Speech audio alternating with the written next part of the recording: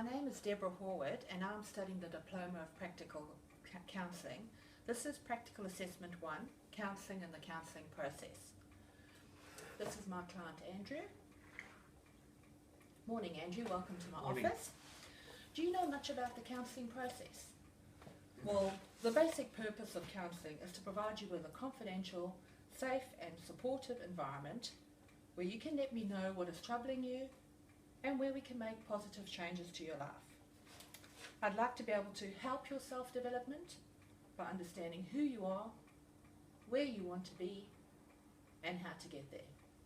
And together we can make a plan on how you may be able to achieve those goals and gain greater insight into your life. I've been a counsellor for over 5 years with an extensive background in conflict resolution, stress, and the workplace. The well-being of the workforce depends on just how much the individual's well-being and stress from home or from the routine of work affects not just the individual but the workplace in turn. Our sessions are usually 40 minutes and a normal course of sessions are 6 weeks but always up for review. Do you have any questions? No. Everything you share with me in the course of our work together will of course be treated as highly confidential.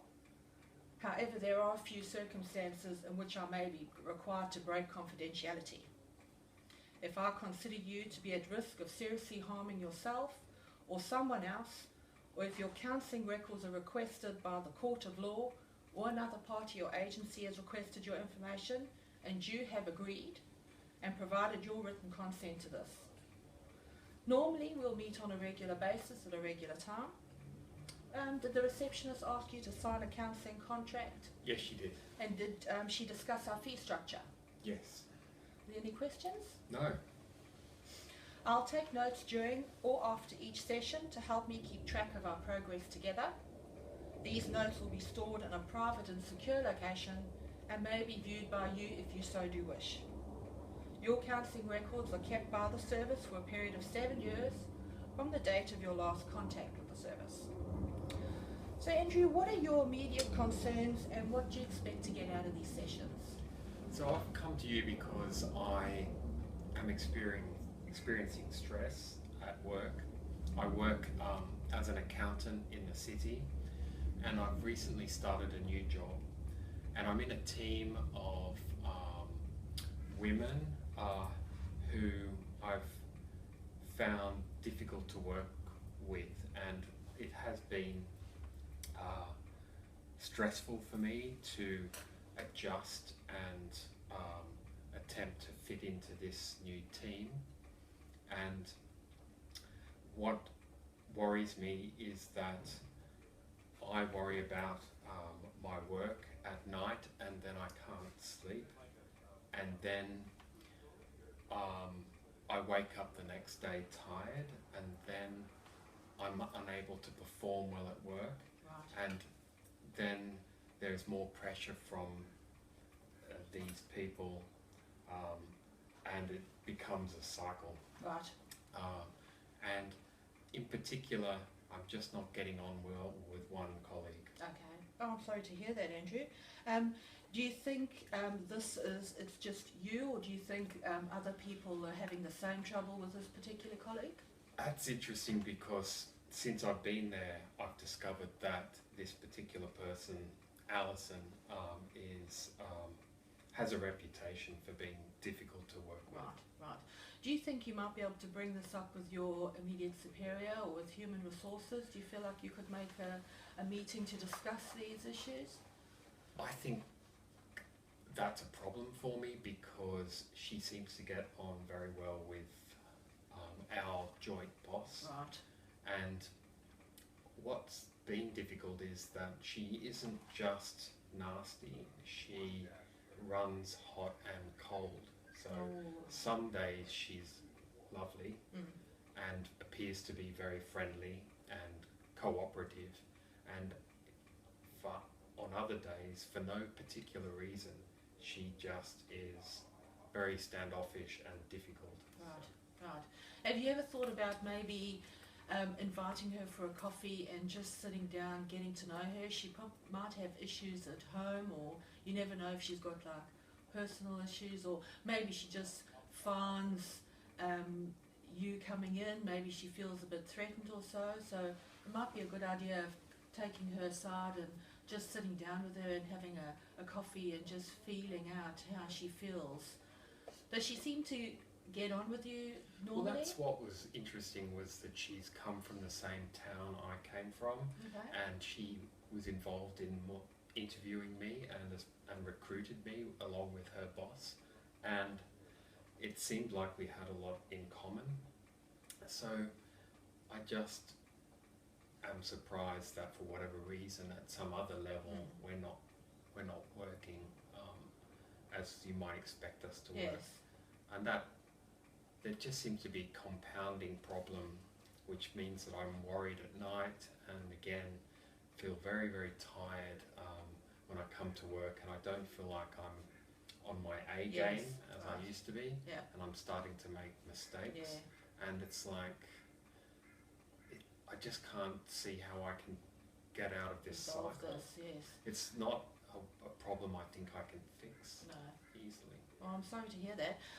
I'm sure that we can make a plan, find some goals, or just try and resolve this over a period of time, seeing whether you can maybe set a meeting with Human Resources to discuss this, just so that it's brought to your attention that you feel that there is this bit of conflict with your colleague, just so they know. Have you thought of maybe keeping a diary, just making notes of when she's particularly... I think that's a good idea. I think if I kept a diary, I would probably see that I might be able to spot a pattern, and it might,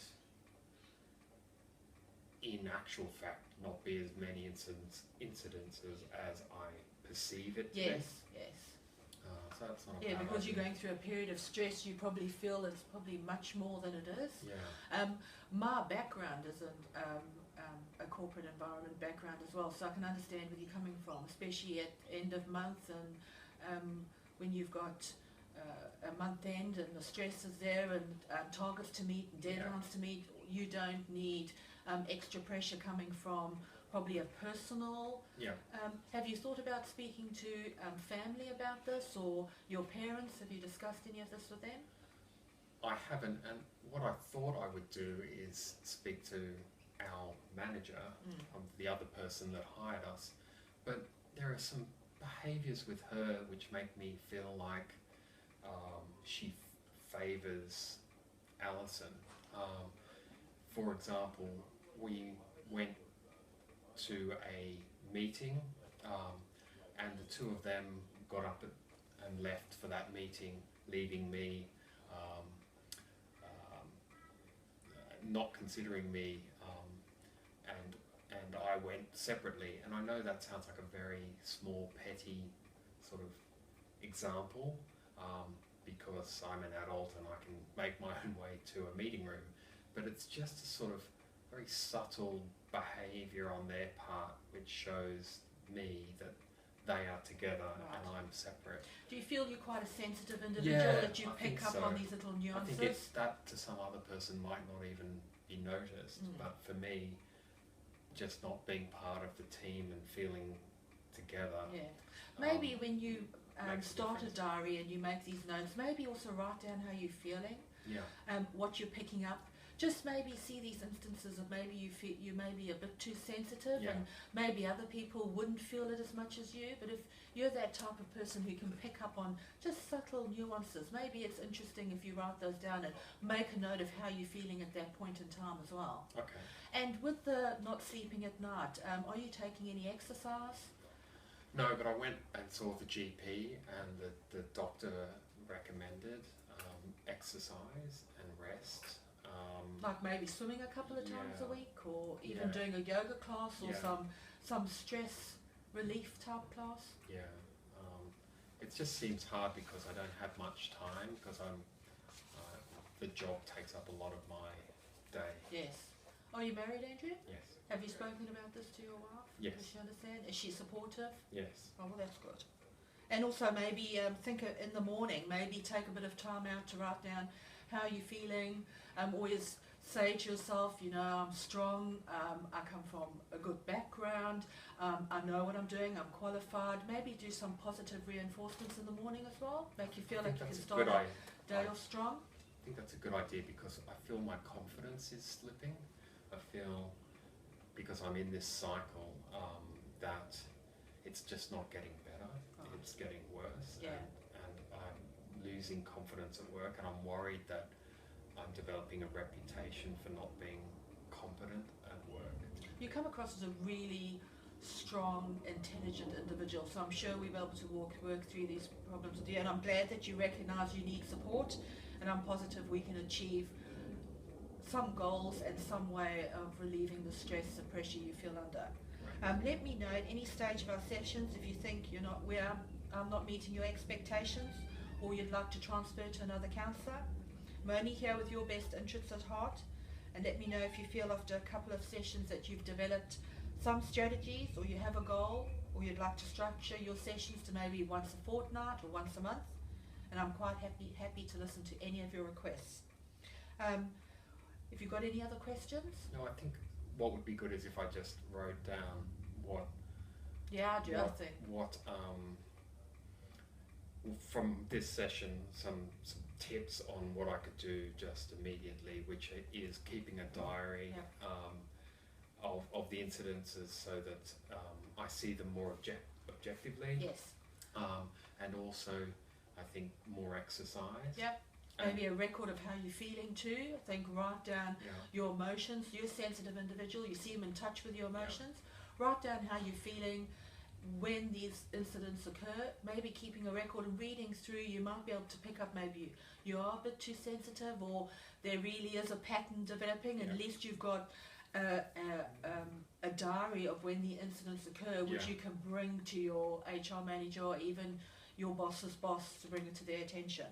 Well, I'm happy to see you next week, and it's been a pleasure meeting with you, Andrew. Thank you very much. Thank you.